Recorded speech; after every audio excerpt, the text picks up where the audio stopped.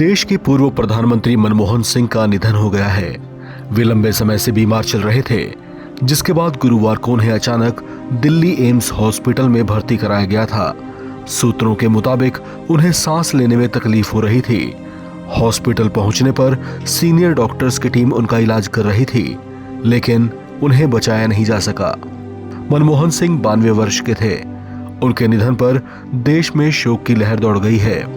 राहुल गांधी, सोनिया गांधी और मल्लिकार्जुन खड़गे ने अपने सभी कार्यक्रम स्थगित कर दिए हैं। उनके निधन पर कांग्रेस में शोक घोषित कर दिया गया है। उनके निधन की जानकारी कांग्रेस के कई बड़े नेताओं ने एक्स पर पोस्ट भी की है। देश के पूर्व प्रधानमंत्री और पूर्व वित्त मंत्री सरदार मनमोहन सिंह भारतीय राजनीति की वो अजीम शख्सियत हैं जिनका नाम विरोधी दल के नेता भी बाअदब लिया करते हैं। ये वो विद्वान हैं और ऐसे बड़े अर्थशास्त्री हैं जिन्होंने कई बार अपनी बुद्धिमत्ता का लोहा मनवाया।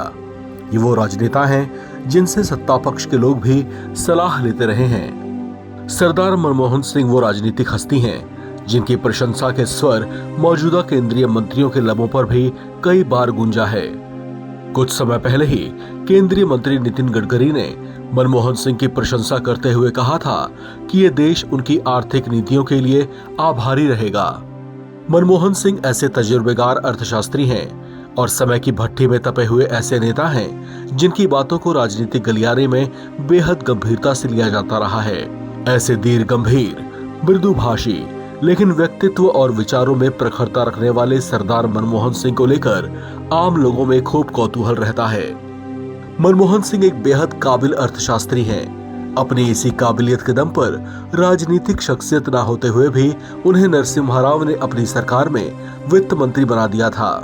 उस समय मनमोहन सिंह ने देश की डूबती अर्थव्यवस्था को बचाने के लिए वो फैसला लिया था जिसका आज भी लोहा माना जाता है। उन्होंने नरसिम्हा राव के कार्यकाल में मुद्रा का अवमूल्यन कर देश की अर्थव्यवस्था को एक बड़ा रिस्क लेते हुए पटरी पर ले आए थे। इस तरह से उन्होंने अपनी कुशलता का परिचय दिया था। लेकिन उससे भी बड़ी बात ये कि उन्हें लेकर चर्चा ये रही है कि वे गांधी परिवार के सबसे भरोसेमंद और वफादार लोगों में से एक हैं। ऐसे में जब सोनिया गांधी ने प्रधानमंत्री पद की दावेदारी से अपना नाम वापस लिया तो पार्टी नेतृत्व की जुबान पर सबसे पहला नाम मनमोहन सिंह का ही था।